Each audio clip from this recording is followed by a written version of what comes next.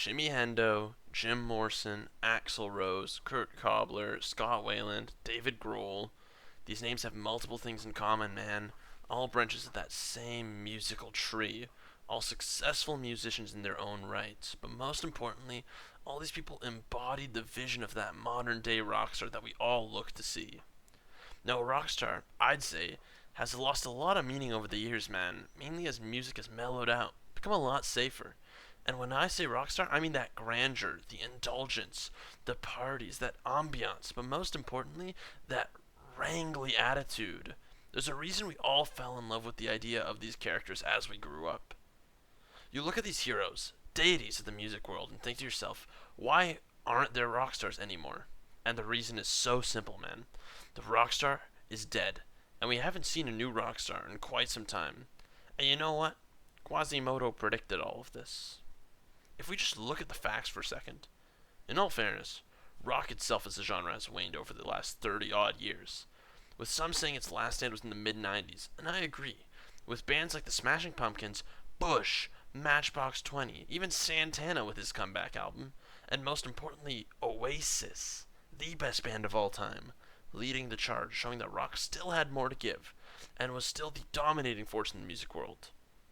But after all these bands slowly fizzled out, there was nobody at the helm, no captain of the ship to continue that dirty, rough image of what rock truly meant. Now listen, I know exactly what you're thinking. There's a lot of big rock bands from the early 2000s that did quite well. Think of 3 Days Grace, Breaking Benjamin, or Billy Talent.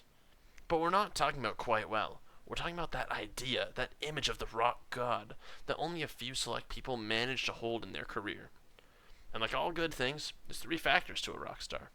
And I'm going with attitude, ambiance, and spontaneity.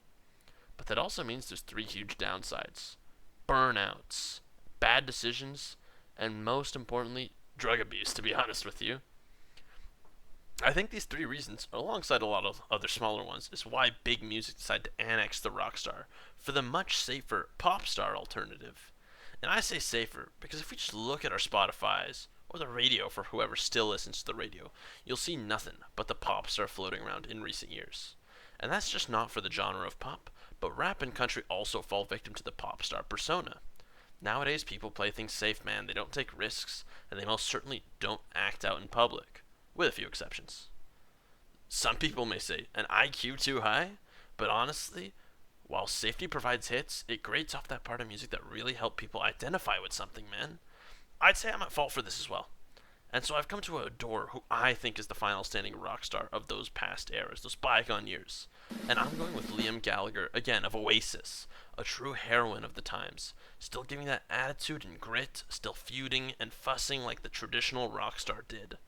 And I know my love for Oasis is a huge bias here, but if you take 10, 15 minutes out of your day and compare any newer pop star, band for band, you'll understand the tempo that I'm trying to go with.